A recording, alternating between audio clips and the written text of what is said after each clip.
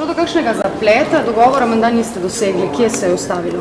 Ne, ni prišlo do kakšnega posebnega zapleta, ampak poslanska skupina Socialnih demokratov rabi več časa, da pripravi, predloge, ki bi ustrezali prerazdelitvi poslancev v državnem zboru.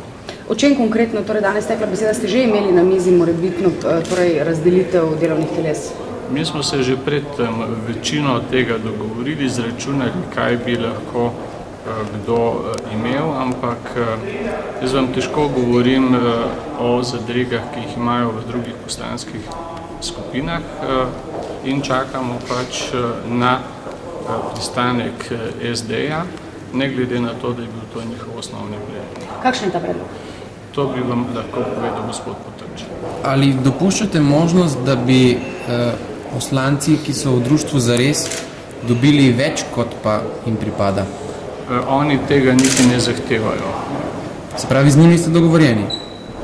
Vse smo dogovorjeni tudi z SD-jem, ampak čakamo njihovo potrditev. Kakšna je po tem, kar imate ta trenutek na mizi, usoda gospoda Cvikla, kar zadeva vodenje komisije za nadzor proračuna?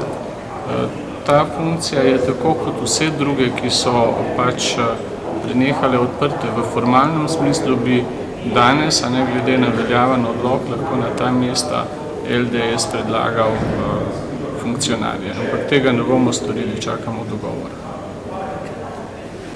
Pa dobro, če lahko, zdaj pač brez mikrofonov konkretno. Mikrofoni so okrog in okrog. Jaz sem vam povedal, ne? Oni vejo, da imajo preveč mest, vsi to vejo, da jih morajo dati, ne vejo pa, kaj bi dali.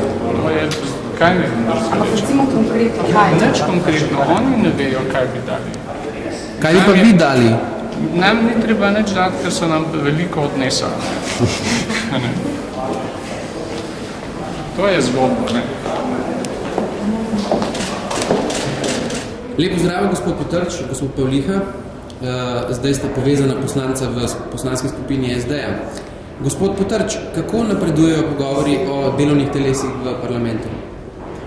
Dogovarjamo se, rešitve ta moment še ni. Bi imel samo pod vprašanje kratko. Gospod Školč je rekel, da imate zdaj preveč in se ne morete odločiti, kaj izpustiti iz rok.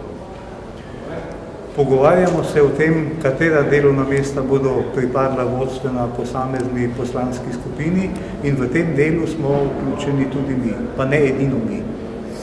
Ali morda glede delovnih teles, kaj v povezavi z podpori gospodu Pavlihi pri njegovi morebitni podpredsedniški funkciji v parlamentu? Jaz upam, da ne.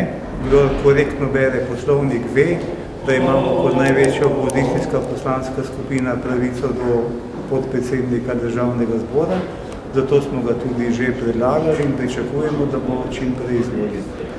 Gospod Pavliha, ali upate na uspeh?